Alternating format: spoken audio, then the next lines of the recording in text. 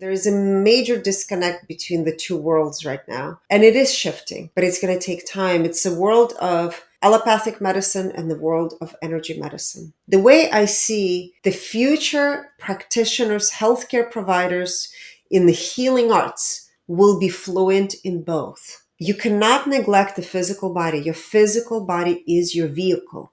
And let me give you an example. Imagine that you have a car, and I'm sure most people who have a car will go to a car mechanic and run diagnostic testing and will fix their car or change oil at least once a year. So imagine your physical body, you go to the doctor, maybe you don't go to the doctor, and you go and they say, oh, you have to take these probiotics, these vitamins, support your adrenals. And you'll say, well, can you just tell me one thing to take?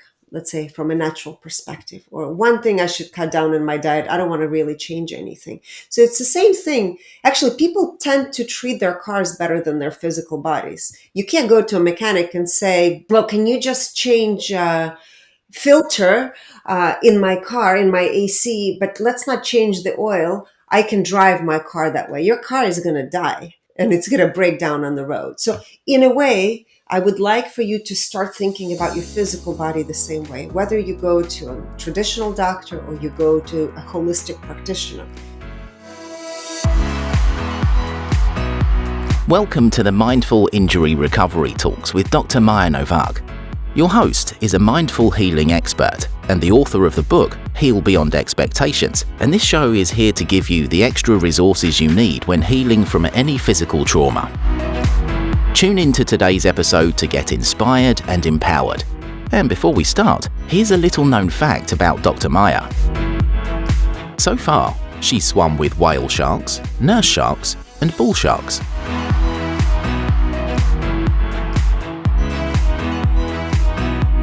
We are more than just a bunch of cells. When we break down this visual and tangible armor, if you will, we get to energy. So no wonder that focusing just on the physical aspect of healing injuries and other physical trauma is very often not enough. And that's why I'm very excited about today's guest, who is Elena Bensonoff. She's the founder of Holistic Inc. and a pioneer in the field of functional, regenerative, and quantum medicine. She has been sharing her gift of healing for over 20 years. She's the author of Holistic Wisdom, Awakening Your Inner Healer, a #1 Amazon bestseller in holistic medicine. She's extensively trained in the holistic healing arts and helps people all over the world find vibrant wholeness with natural techniques. Elena, thank you so much for joining me. Hello, Maya. Thank you so much for having me here with you today. Oh, I'm so excited. And Elena, I already know quite a bit about you and your work and how you help people. But for those who are not familiar with your work or not so familiar with your work, could you share a bit about your story and how did you become involved in functional, regenerative, and quantum medicine? Yes, very happy to do that. So my path started, my whole life I wanted to be in medicine. And I remember as a child going by pharmacies and looking into these old world pharmacies and seeing the pharmacists mixing all kinds of things I thought were potions, magical potions. So I thought, that's what I'm going to do. And I grew up in a family of medical providers, dentists, pediatricians, OBGYNs, cardiac surgeons. So I decided to go the clean route and I went to pharmacy school, thinking this is going to be my way of mixing the magical potions. And after graduating pharmacy school, I quickly realized working in the retail setting, I've been working as a pharmacist actually since 1990s. I quickly realized it is absolutely not the path I wanted to take. And I shifted in 2007. A friend of mine asked me to join her at A4M conference, which was the American Academy of Anti-Aging Regenerative Functional Medicine. So I did. And it was life-changing for me. The first conference I attended, she said, well, you don't have to sign up for a whole program. You can just do this one module and see if you like it. I absolutely loved it. It was a cardiologist that had us get up in the room. At that time, I was probably one of the few pharmacists, maybe two pharmacists that attended in that room of 300 physicians. And they had us do Qigong. I remember feeling this energy flow through my hands, which we all have. But I had no awareness of it because I was programmed in a very linear way of working and viewing the world and the body and the medicine itself. So that ignited, I should say, that ignited a passion in me to go further and explore what else is out there. And I remember coming back from that conference. Of course, that conference lasted for years for me because I didn't stop. I became very avid learner, I think most of us who are passionate about what we do, we tend to dive into as many different things as we possibly can, learn about how to help other people, including ourselves. So I went in and I began to study Ayurveda, hypnotherapy. Functional medicine took me quite a few years. To complete that program was 2 years. And I worked in a compounding pharmacy. So I've switched from retail setting into compounding setting. So that was another kind of global world change for me of how I viewed health and wellness, because I began to pay attention to ingredients, because I started actually mixing medications, creams, capsules, lozenges, using raw materials. And I saw the amount of toxic ingredients that went in. So then I also went on to become a creator of a skincare line, 100% natural skincare line. I became a natural perfumer. So it was like the learning never ended, and I couldn't wait to share all of it with the world. So as I dove into the compounding world, at the same time, I opened my own private practice, and I began to slowly transition out of a traditional pharmacy setting into energy medicine, and I began to practice energy work. So at that time, I was ordering a lot of blood tests, stool tests, saliva tests, and practicing energy work. And there were some discrepancies that I was seeing. For example, people were not feeling well, but it wouldn't necessarily show up in their stool analysis, in their saliva test, or blood test. So I wanted to know, what was it that was that drastically different? And through doing energy work on people, hands-on energy work, I began to really explore and understand the intricate nature of what makes up who we are, what makes up the nature of our reality. Because once you tune in into a human body by touching a person's feet, and this is how I would start my energy work, is a person's feet, you can instantly tune in and see what's happening in that person's body by their pulse, by the type of pulse, the strength of the pulse in their feet. If there is a discrepancy as far as one is stronger, one is weaker, one side is hotter, one is colder, you can instantly see if the person is operating on a more male dominant, female predominant, right? If they're disconnected from their chakra system, for example, from the root chakra, which I realized most people that were coming in, actually most of human beings, are not grounded. They're disconnected from their root. And most of the bodies, if you were to look into energy bodies, started above the hips. So no wonder a lot of people were having structural issues, right? All kinds of hip issues, knee injuries, ankle injuries. So by working on a person's body, it gave me the ability to see beyond what was showing up in the lab, what the people were telling me their symptoms were. So it was really a connection of dots. And I recognized the extent of body, mind, and soul connection. And there was never a way for me to go back, because once you begin to understand how the system works, you can't just go back and say, okay, well, let's just order blood work and see, right? So there is absolutely time and place for allopathic medicine, and I will never discredit that, because we do need it. If anyone goes to emergency room, you have a heart attack, you break your bone, absolutely, you do need instant attention. But what allopathic medicine is lacking is the understanding that all the systems are intertwined and interconnected. And actually, what we need to do moving forward as medical providers is looking at the prevention medicine and creating very specific precision protocols for every human being of what they can do based on their own unique system that exists, which is body, mind, and soul. So this is how it evolved for me. Later on, I've had a lot of success working with many, many people, and many of my patients were saying to me, Elena, can you teach me what you do?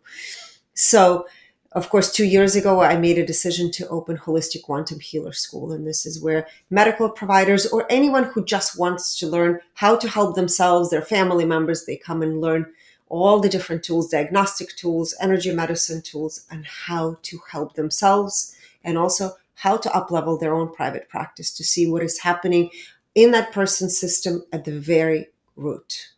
So, would you say that every person can learn these kind of things, or is this something that is only for specific enlightened people, or however you would describe it? Because I'm asking, the reason why I'm asking is because I am positive there. There are listeners who are very much into, yes, I understand energy, I understand potentially energy medicine. And there are also listeners like you were growing up looking at the conventional medical approach, as you said, so many people around me were in this field and they really don't completely understand or potentially don't even know if they would be capable of something like that. That's the reason why I'm asking this question. I think it's a great question, Maya. I will say that every human being is capable and has the ability. And I say this because I've actually just had somebody who attended my class and he is a construction worker. Just it's mind blowing, right? And the reason I say we can all understand because we are compassionate and empathic beings.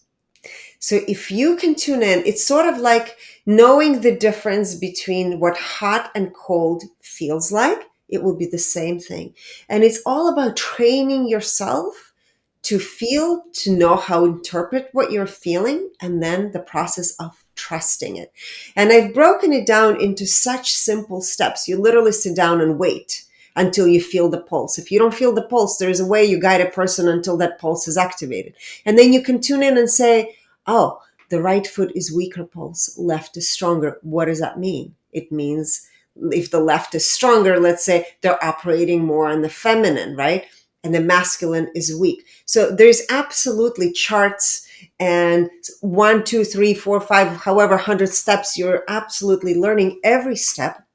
So it's sort of like learning another language or learning to fly a plane. Like my son gave an example because he's an instructor teaching people to fly planes. So if you take a lesson, just by taking a lesson is not going to make you, let's say, a Mozart in your field. Okay.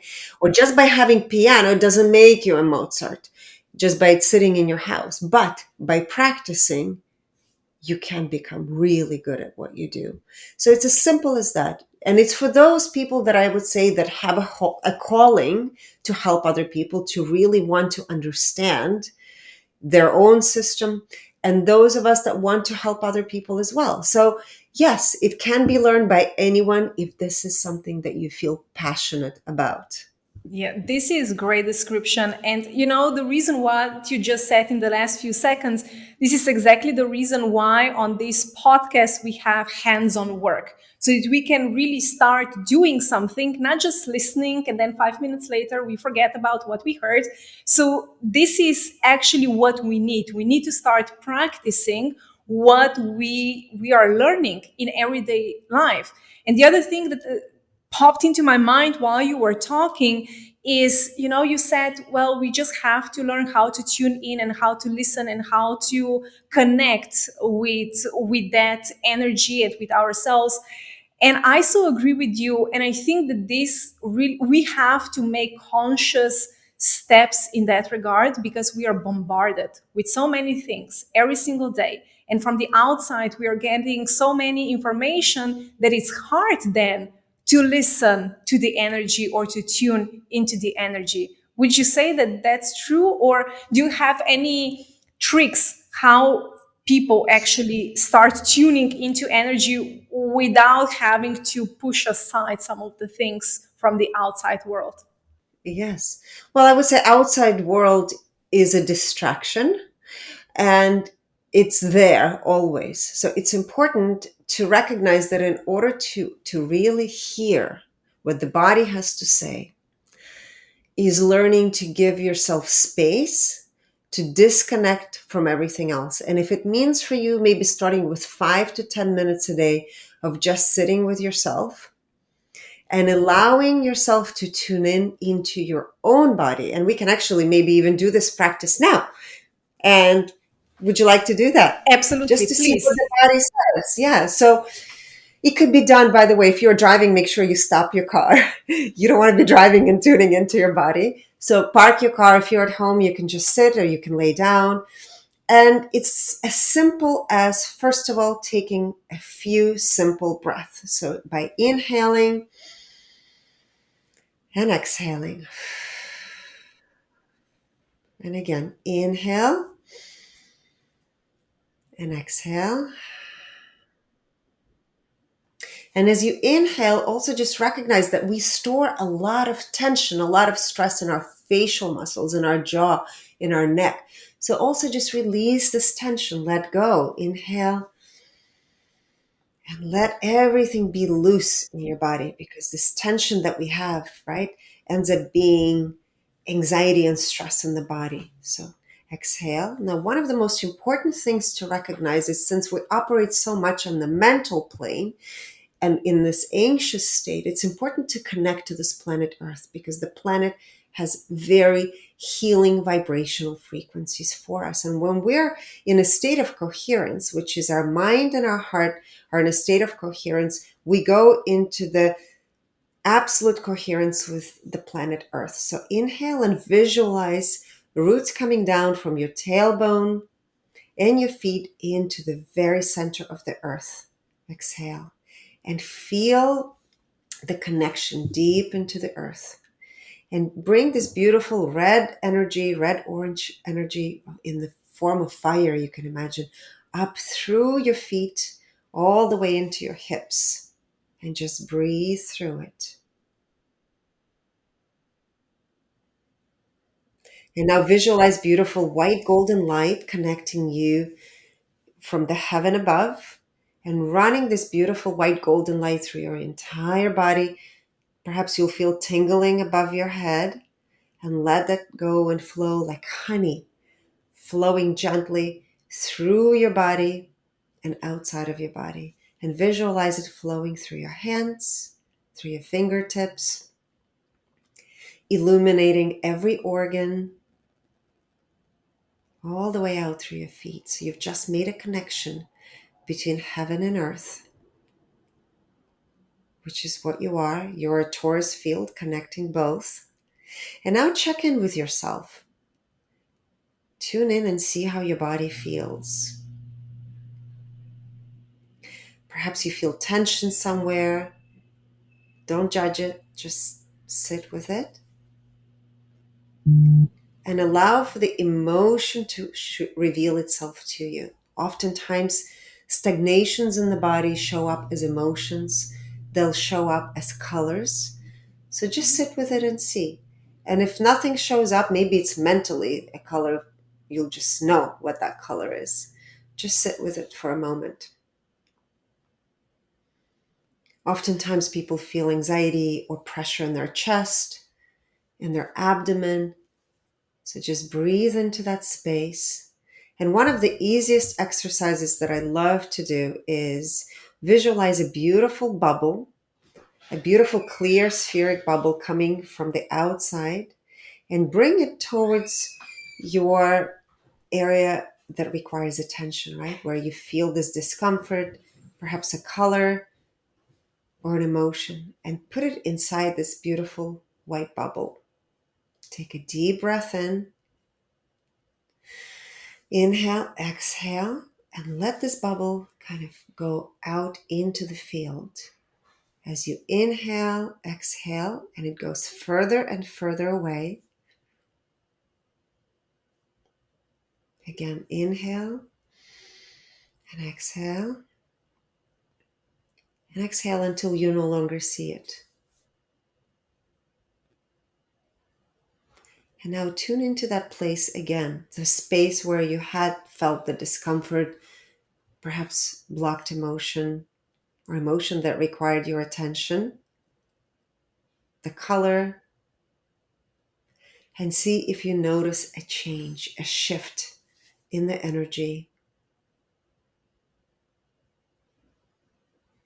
Breathe. This is very important that you're breathing through this. Beautiful. Open your eyes and notice if you are feeling different. It's a short little exercise. This is a great presentation. First of all, thank you so much. And secondly, this is a great presentation of how to, yes, connect with the body, but how to work with the energy and the grounding and connectedness. So this was amazing. Also, for those who are not really familiar with energy work, this can be first step to actually start tuning into the body. Yes, there's so many different little ways that we can tune in, and it's really about just giving yourself the space to connect. And Yeah. all it takes is 5 to 10 minutes. If you're feeling anxious, oftentimes I've had people who are in corporate world and they'll say, I have no time, no space. I'm like, okay, go to the bathroom, do this in the bathroom Mhm. and notice how different you feel. And most of the time, 5 to 10 minutes is all it takes. But it is very important that we give ourselves the permission to do that. Yes, and those people who are injured and are at home, and yes, if you have the opportunity during the day, absolutely great. But we all have, even if there is no time during the day, before we fall asleep, we always have time to do that kind of, and it's a great way to actually fall asleep because your body is going to be regenerating during the night with that energy. Absolutely, yes. So, what would you say that is the most beneficial for the body when it's injured and is healing? How can we support the body in the most beneficial way? Well, it depends on the injury. So, are we talking about broken bones or are we talking about what kind of injuries? There are so many different injuries. So yes, we have, chronic pain, we have broken bones, we have potentially any diseases or cancer. This is physical trauma as well. So the range Yes. is huge. Is Is huge. All right. Yes. So, we'll start two things that are key. Number one, it's important that you really nourish your body from a physical level.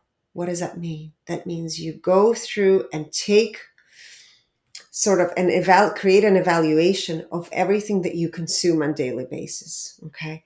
Including snacks that you eat, breakfast, lunch, dinners that you consume, perhaps what kind of medications you're on. It's also important, right, to evaluate and talk to your doctor, look at the side effects, see if it's contributing to actually making your body worse, or is it really supporting you temporarily? Most medications are not made to be taken long term.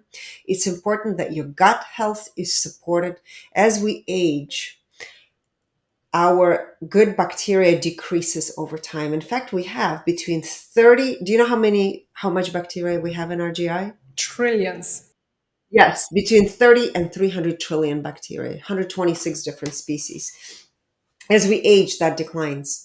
Okay. And mostly it's the bad bacteria that will take over because the good flora will die off. So it's important that we support that as much as possible in order for our body to heal itself. Why is gut health important? Because it's an immunomodulator.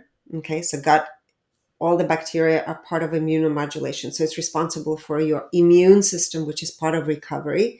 It's part of your brain health. Okay, so it's also responsible for your cognitive function, serotonin production. It helps metabolize, bacteria in our gut helps metabolize hormones and produce vitamins like B vitamins, B12, right? All different kinds. So gut health is key. So you don't want to do things that will jeopardize that, right? If you're taking antibiotic, if you're having an injury, absolutely you need to replenish it with the good bacteria. So that's part one. Part two, the other things you can do is a little exercise that we just did. So whatever area of your body has had injury, it will be really helpful for you to focus on that area and visualize an ideal blueprint of what, let's say, healthy brain, healthy knee, healthy, whatever the injury is, looks like.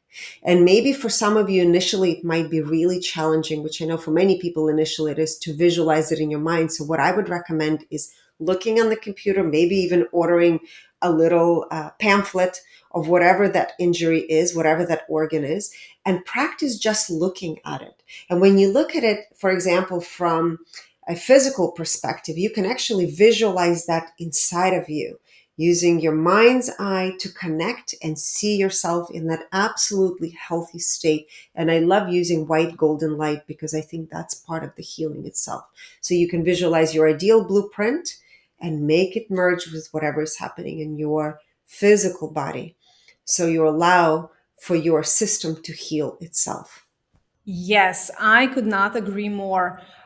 Before we start recording, we discussed slightly gut connection, gut and energy, and how we can talk until the end of the day just about energy healing and stuff. But if gut is not okay and microbiome, then energy medicine it's not gonna do as much. Can we go a bit deeper into this? Yes, of course. And this is what I shared before we started recording. There is a major disconnect between the two worlds right now. And it is shifting, but it's going to take time. It's a world of allopathic medicine and the world of energy medicine. The way I see the future practitioners, healthcare providers in the healing arts will be fluent in both. You cannot neglect the physical body. Your physical body is your vehicle. And let me give you an example. It's imagine that you have a car, and I'm sure most people who have a car will go to a car mechanic and run diagnostic testing and will fix their car or change oil at least once a year. So imagine your physical body, you go to the doctor, maybe you don't go to the doctor, and you go and they say, oh, you have to take these probiotics, these vitamins, support your adrenals. And you'll say, well, can you just tell me one thing to take, let's say from a natural perspective, or one thing I should cut down in my diet? I don't want to really change anything. So it's the same thing. Actually, people tend to treat their cars better than their physical bodies. You can't go to a mechanic and say, well, can you just change filter in my car, in my AC, but let's not change the oil. I can drive my car that way. Your car is going to die and it's going to break down on the road. So, in a way, I would like for you to start thinking about your physical body the same way, whether you go to a traditional doctor or you go to a holistic practitioner. If they give you recommendations that are specifically tested for you, don't make it about, oh, I don't feel like changing this in my diet, or I don't want to take this, I don't want to take that. If it's a recommendation that has been tested specifically for you, it's important that you treat your physical body with respect. Because I'm sure most likely you treat your car with respect. A lot of people treat their cars and their homes with more respect than their bodies, right? And And then there are animals too, by the way. and their animals too, yes. And I was chuckling while you were talking because I'm getting so many messages with questions. Can you tell me just one thing that you did that helped you during your recovery? About my broken ankle in 2012. And it wasn't just one thing. I mean, it was a holistic approach to healing, that it was, yes, the physical part, but also mental part, emotional part, spiritual part. So everything is connected. So it's not like a magic pill. Oh yeah, here is one pill and this is what the only thing that you need, and that's it. Yes, and this is the part also, I think, the big disconnect that many energy healers are not understanding. People will come and say, oh, fix me. And this is the biggest misconception, I will say, is when you, as a client, as a patient, are seeking for help, it's important that you recognize you're not giving your power away to that doctor, to that practitioner, to that pill, to that diet, that you're not the victim. Whatever the practitioner is going to teach you, it's really about understanding how all of the dots connect, body, mind, and soul. As you said, it is really all about holistic approach. So it's never just one thing that fixes somebody. And those of us that are still in the mindset of, I just want that one magic pill, give it to me, and I know it's going to fix everything. So there is no such thing. Again, you're giving your power away to that one magic pill. That's true. And, I love that we live in a time when things are shifting. Like you said, slowly but surely, because how things were in the past with conventional medicine, we cannot go forward with that. So there needs to be change. And I don't know when it's going to happen. That medical, not just the whole system, but the schools are going to change in that regard. So how do you see what would need to happen in medical schools? What would be the first few, I don't know, subjects that they would need to start covering for this to I would start? say nutrition would be number one. And it wouldn't be just a couple of classes on nutrition. I would say nutrition is number one. Do I think that schools are doing that? Not right now. It's Mhm. not happening yet. But many that graduate are seeking for alternative, those that are open are seeking for, of course, different functional integrative approaches, and it is there. So, and the reason it's there, I would say, is usually what we're seeing is the influx of clients and patients that are becoming more and more educated because we have vast amount of information and people are googling all kinds of things now, right? So people are coming in much more educated, and they're pushing their providers to start looking outside of their traditional training. So there are those providers that are making the changes because perhaps in their personal life either they weren't feeling well, their loved ones are not well, and this is what's forcing and creating the driving force behind the change, because they're seeing that the traditional medical system is actually failing them, right? So that is number one. Actually, it happened to me because in my 20s I had severe asthma, and I remember I was a young mom. My lungs were functioning at about 26%, maybe a little less.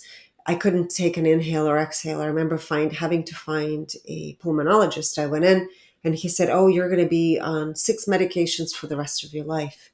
And it was like a death sentence to me. I couldn't believe it. I was like, there's no way. And he wanted me to come in every week and do the breathing to see, how high my lungs are functioning. And I said, I made a goal for myself to really change my diet. This is not something that I learned in school, but it is something that I began to investigate on my own. And this is the big movement that's happening globally right now, is we have a lot of information, but also I would say misinformation online.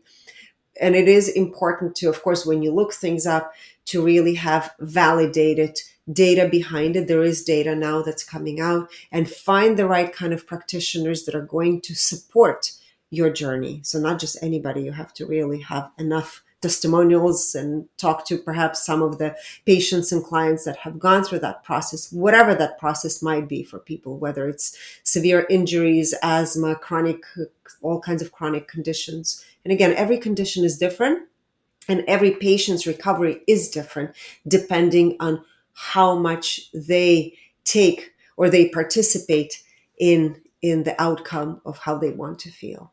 Yes, and it is our responsibility when we are injured, when we have any kind of disease, it is our responsibility to say, okay, how can I fix this? But not like how can I fix this and I'm the only person, but how can I find the right people and what kind of research I need to do so that I can get better? Because if we are just waiting for someone else to tell us, potentially, yes, I'm going to my doctor every 3 weeks or every 6 weeks, this might not be enough, especially because what we just discussed, that unfortunately we are not there yet, that conventional medical approach would know, or that providers would have enough knowledge from allopathic and energy and quantum medicine.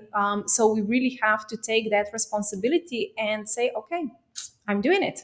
Yeah, it reminds me actually when I'm trying to think, second or third child.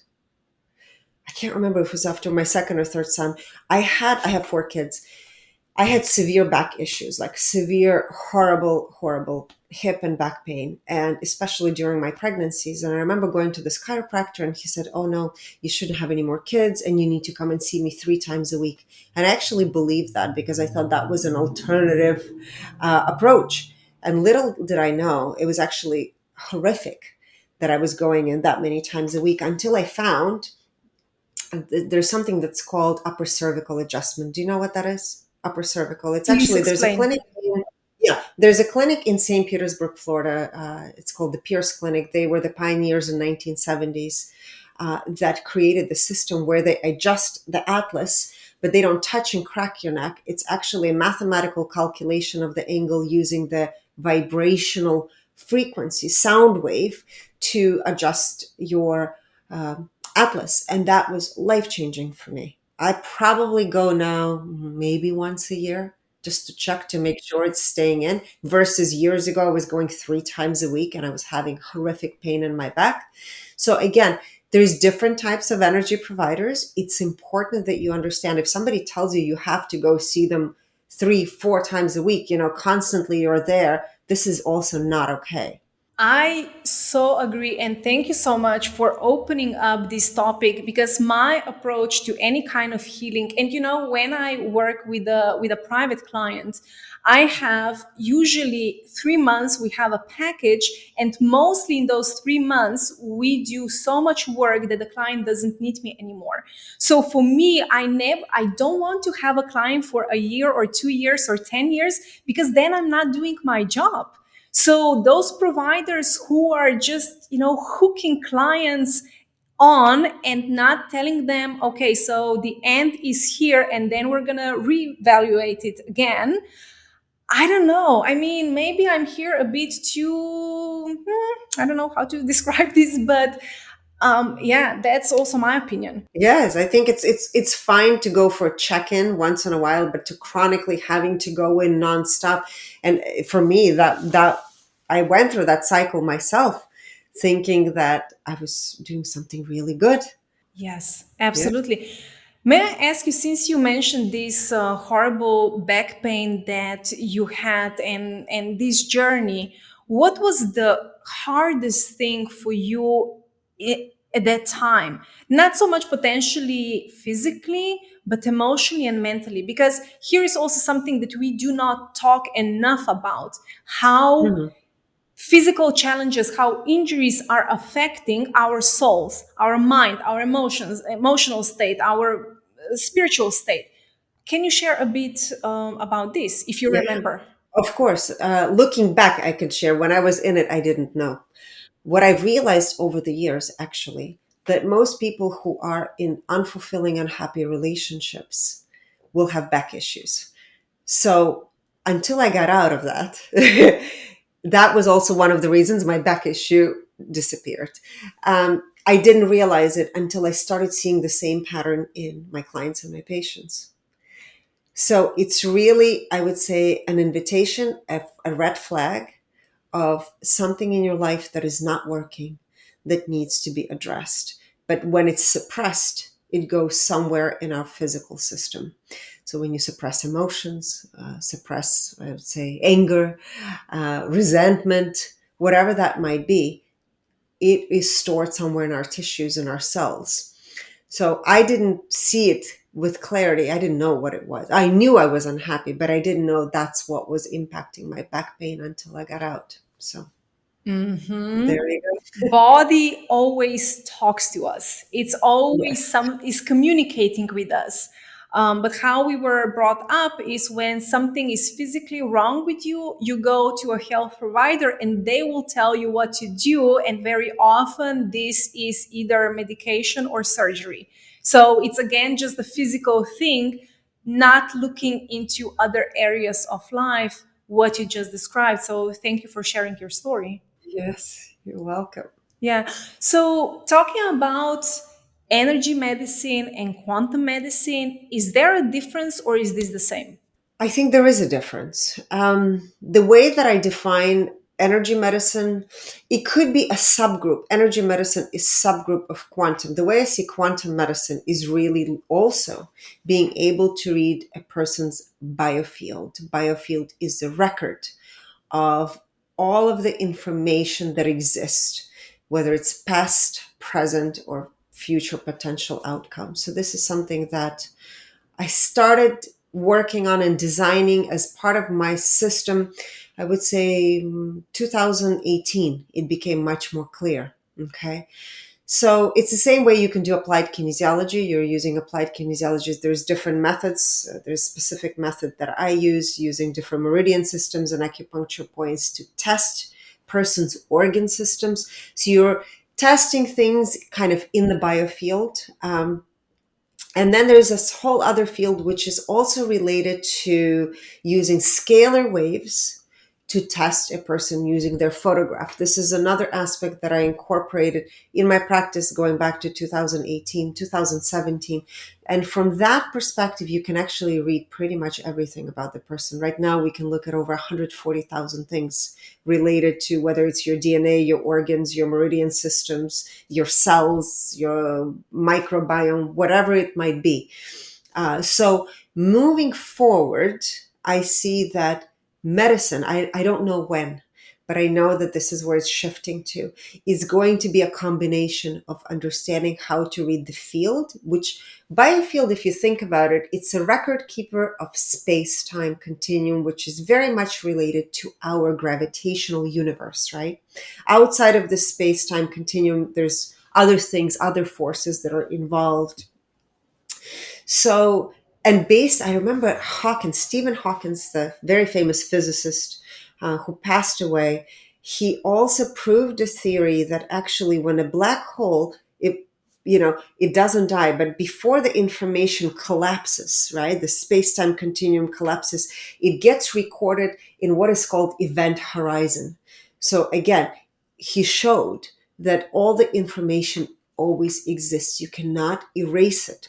So quantum medicine is understanding how to read human biofield, every aspect of the person, their emotions, their event situations. It's a lot bigger than Akashic records. People have asked me that. I said it's beyond that. Okay. Understanding how to test physical system and combining all of the systems together. So you can say energy medicine would be a subgroup of the quantum medicine, but it's not the same. So, how do you find a provider that has a good knowledge about all of these things? Because I'm seeing, over the years, and especially with, for example, online coaching, so many people started to become online coaches, and you have amazing coaches, and then you also have not so amazing coaches. So, and it's a jungle, right? So, what are some of the things that we need to be aware of when we are looking for this kind of provider that is not, just our regular GP or surgeon? Great question. So I would say you have to interview every person you're considering to be part of your healthcare team. Okay. Just like they would have to apply for a job. I say interview, and there's very specific questions you need to ask. Number one, number one red flag. If you see somebody saying, I'm selling this detox program, which is one of my biggest pet peeves, because I've had so many clients say to me, I started this detox protocol. I'm like, what are you detoxing? So that's number one. If you're being recommended detox, I'm like, what are you detoxing? Do you have viruses? If so, which one? Do you have heavy metals? If so, which heavy metal do you have? I don't know. Is your liver congested? I don't know. Do you have parasites? If so, which one? Do you have fungus? Which fungus do you have? Do you have candida? Which one? What do you have? So most people have no answer for you. And most of these providers, online providers, coaches, just generically give information. Before you sign up for anything, you need to know that your provider will be able to test you and tell you exactly what is happening in your system. Do you have aluminum toxicity? Do you have heavy mercury? Do you have candida? Do you have fungus? Do you have a certain type of parasite? Which one? Is your liver congested? Is your lymphatic system congested? Maybe yes, maybe not. If you're being detoxed, does your provider know that they have to support all of your organ systems? Because if you put somebody on a detox protocol, guess what's going to happen? You're going to reabsorb it right back, and you're going to become even more toxic. So lots of red flags should be able to come up when you're interviewing your provider. If people are guaranteeing things to you, oh yes, if you do this with me, I guarantee you'll have perfect results. That's a red flag. No one can guarantee that for you. I had this one client, she actually became my student. And it wasn't until she came back to me for the third time into my class, Holistic Quantum Healer Training, we discovered that her gut microbiome was a disaster. Okay. Out of the entire box of vials that we have, she probably had only 2 of the good bacteria out of the entire box. And I said, what is, and then she's constantly on these detox protocols. I'm like, what are you doing? And I said, you don't have enough good bacteria. She said, I know, I'm doing colonics and enemas every month. I'm like, aha, red flag. So if somebody's going to put you on, first of all, you should not be on any colonics and enemas on a monthly basis. Why? So let's go into why people feel better on that. Okay. Because there's a reason why people feel better. If you have no good bacteria really in your GI, anytime a bad bug shows up, the only way your body cannot eliminate it because you have no ability to do that. The only way you'll feel better most likely is by doing an enema or colonics. And this is why people get relief, right? So instead, what you should be working on is rebuilding the gut flora. Okay. But what happens when you do colonics and you're rebuilding your gut flora, you're eliminating not just the bad stuff, but also the good stuff. So you see, so there's a lot of questions. As a client, as a patient, you need to become educated to know the type of questions to ask your providers, and don't be afraid to interview them for a job because you are hiring them to work for you, not the other way around. Absolutely. And, I always welcome not just the potential client who is speaking with me, but also their partners, spouses, if they want to come in and ask some questions, because, it's a decision of a whole family, and they also, the client needs a support from a family, so it's not like hush hush, right? I'm doing something Yes. on my own or trying to do something on my own.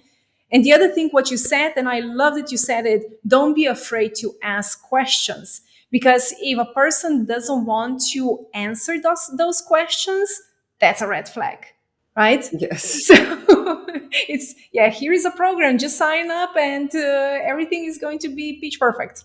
And I love that you actually said it is all about family, because one person, in my case, when I work with clients, uh, if they have to change their diet, it's very difficult to change the diet if a spouse is not changing it. So it is about incorporating into the entire household. And usually, let's say a client has a parasite, or they have bad bacteria, or they have candida or fungus, most likely their partner has to be on the same regimen and also treated for the same things.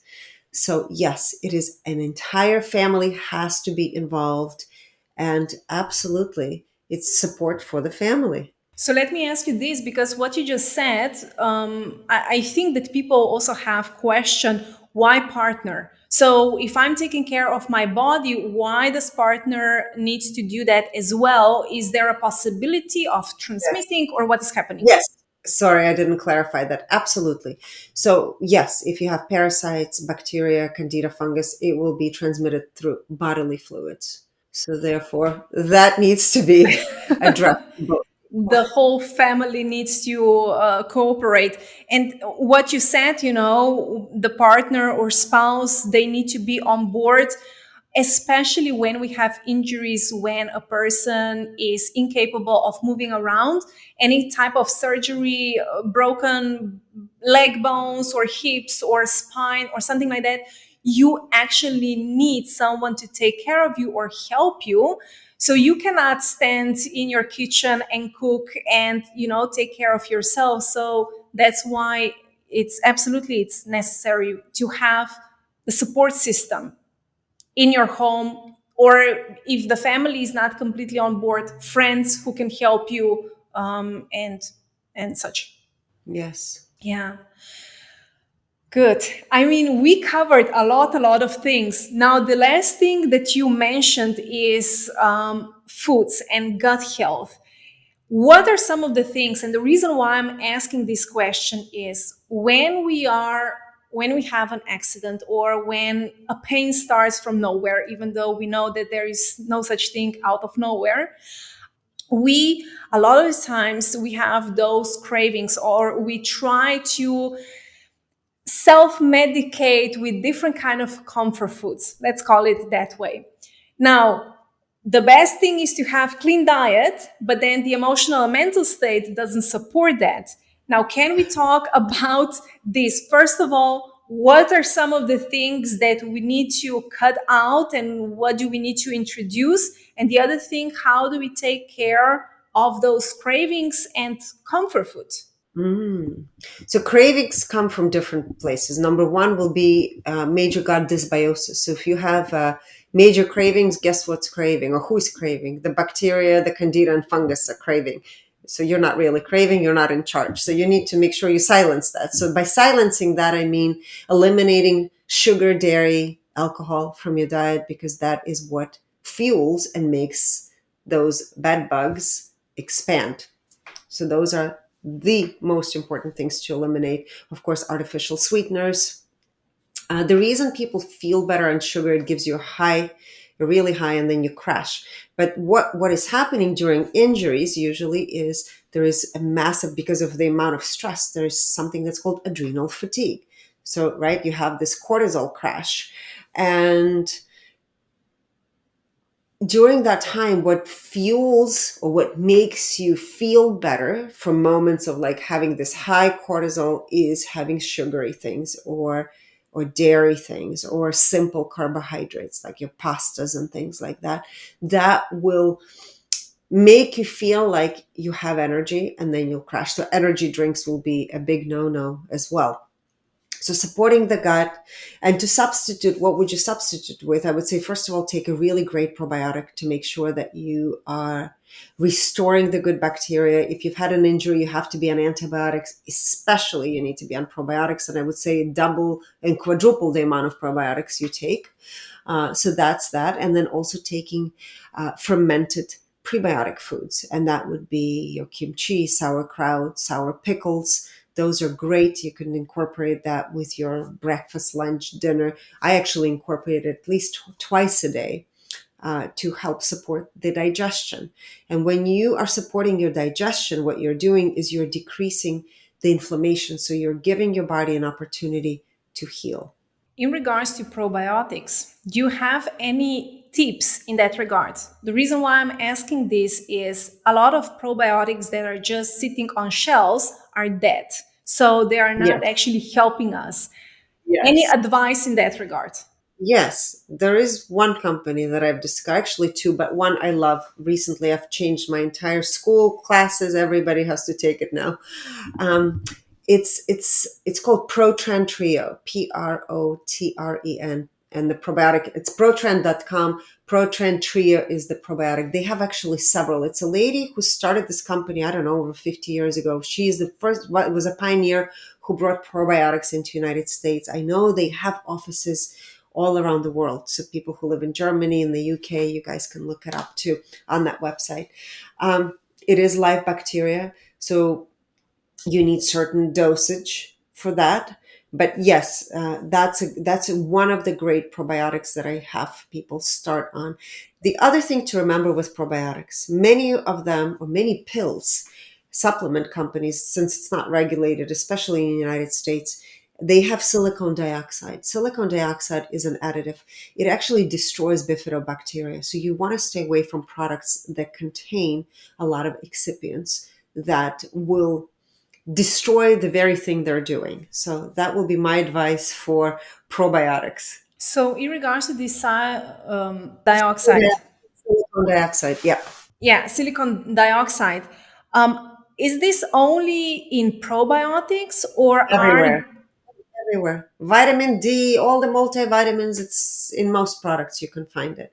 so something that we are taking because we think that it's going to be helping us, then we go into the cycle of killing off good bacteria in our gut microbiome, and it's just a horrible cycle. Yes. So you need to definitely read ingredients, and just know silicone dioxide is one of the worst things that you can take for your gut health. It's unfortunate that they're adding it. Actually, one of the companies I used to recommend, I no longer recommend it because it's in there. Is there any other additive that you can think of that might be a good thing to look? Yeah, I mean many. If the company is not GMP certified, so GMP certification means good manufacturing practice. What does that mean? It means that the company hires a third party lab to test to make sure what's inside the bottle and what's on the label is the same thing. Now, Just because something has GMP certification doesn't mean that it's safe from ingredients like silicon dioxide, which is unfortunate, but these are my latest findings, and I'm having to talk about it quite often in my classes. But this is more recent. I'm seeing it. Somehow products are shifting and more is placed in there. Who knows why? Some of the pharmaceutical companies are buying supplement companies now. So I wouldn't be surprised if that's the reason they're putting it in there, to just make people think that they're taking something good and then adding some bad things in there as well. So yeah, you really have to become a very educated consumer and ask a lot of questions and Google all the ingredients. Any kind of artificial sweeteners, artificial additives, definitely you want to stay away from. Absolutely. And one of the things that is also happening worldwide, for example, there are some additives that are still okay in the USA, but they are banned in Europe, for example. So we really have to be aware of these things as well, because again, it affects our microbiome, gut health, and then everything that we talked about and beyond. Yes. There's other ingredients that I didn't even mention that are in skincare, which are absolutely disastrous. But now we're talking more about supplement industry. There's, of course, like microcrystalline cellulose and things like that.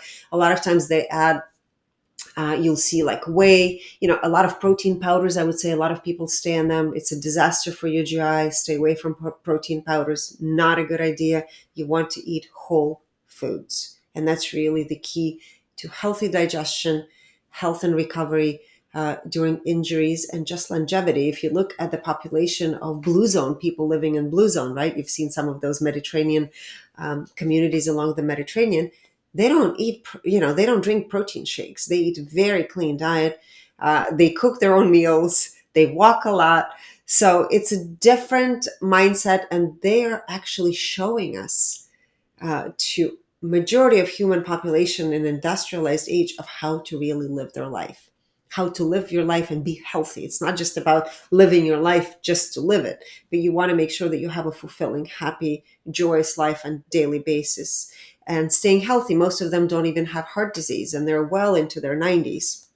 Yes, and they don't have the latest fad diet hacks and they don't follow that.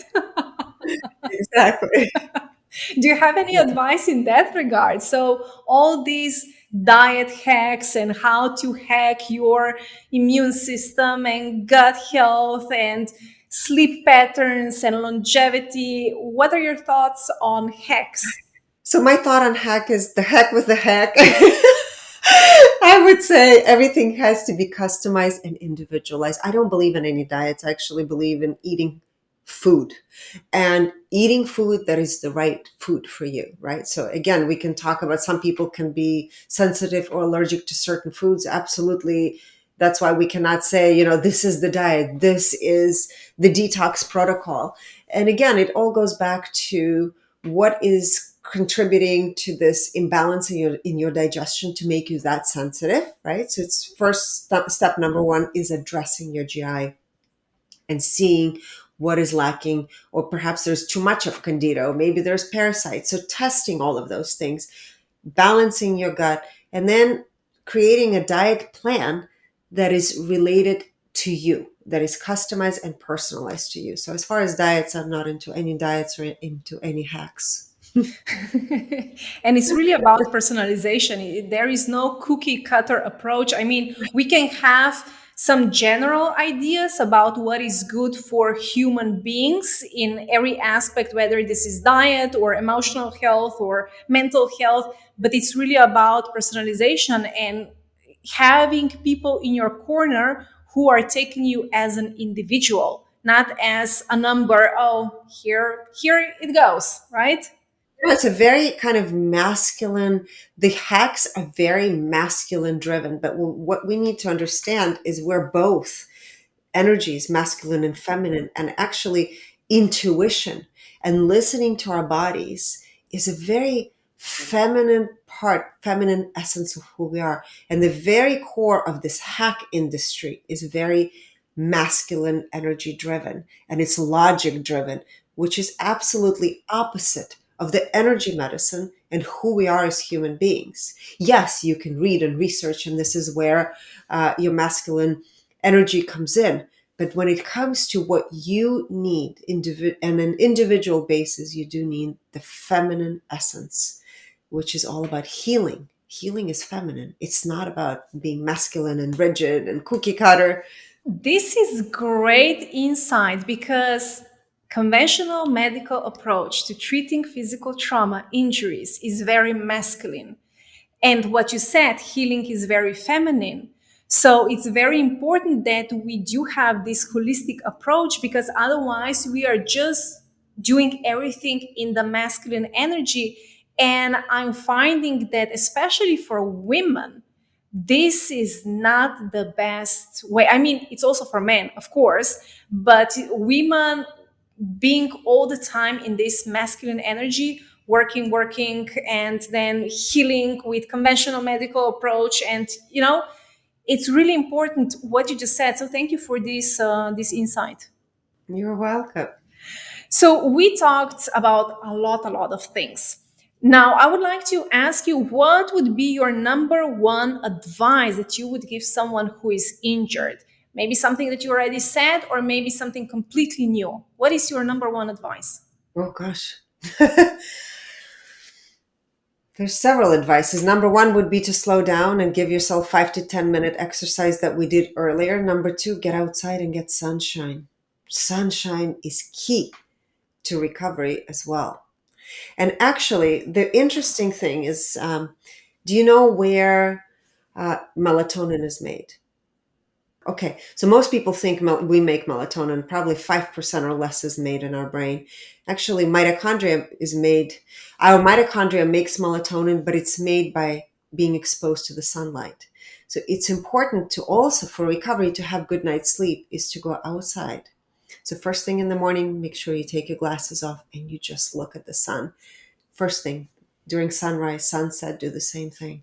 And get expose your body if you can, of course, as much as possible to the sun. For those people who live in the northern, places around the world, I still recommend going outside whenever there's sun and expose yourself to that. That's key. Now, this I can imagine that can be challenging insight for some of the listeners. And the reason I think is because we've been taught for so long that sun is dangerous, that we have to Mm. cover ourselves, that we have to use sunscreen, all sorts of creams, and that sun, if you are too much on the sun, you're going to get cancer, and so on and so forth. So we're talking about 30 minutes of sun, no sunscreen.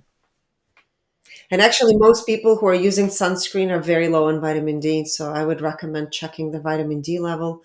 It should be at least 65, between 65 to 85. 65 is immunoprotection. It protects you from all kinds of cancers. From COVID, you need to at least 80 to 85.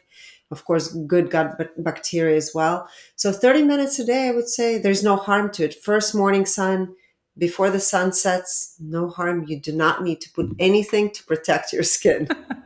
And yes, you don't have to be midday, 12 o'clock, noon, outside and okay, here I am, son. Please do everything that you can, of course. Even if you do for 20 to 30 minutes, there's no harm, even at 12 o'clock. Yes. Elena, I have one last question that is out of the box. And it's fun. If you were stuck on a desert island with an injury and you could bring only one thing with you that would help you heal amazingly well, what would that be? What would you bring and why? A thing or a person? Whatever you decide. I would probably bring my other half with me, just because we have a lot of fun together and laughter, and we create together. So that's probably what I would do. If he wasn't here, I'd probably bring some book with me. Which book I don't know yet, but I would say my other half, Alejandro, would be the one I would bring on the desert island. That's beautiful. And he can take care of you and bring you food and everything. So it's a absolutely win-win situation. There you go. Elena, those people who would love to know more about you, learn about your work, maybe contact you, where can people find this information? Yes, and holistic.com, WHOLISTIC.com. Short and sweet. Yeah. Elena, thank you so much for this amazing conversation. Thank you for being a guest on my podcast and for sharing your wisdom and all the amazing insights. Oh, thank you so much, Maya, for having me. It was a lot of fun. Thank you for tuning into today's episode with Elena Bensonoff. If you are enjoying these episodes, make sure you leave a review and subscribe if you haven't already.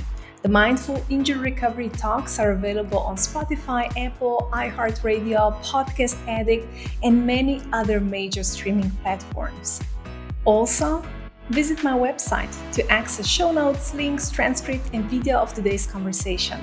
Go to mayanovag.com/podcast. And when on my website, you can also explore options of working with me, either as my private client or let me guide you through my self-paced programs. Visit mayanovag.com.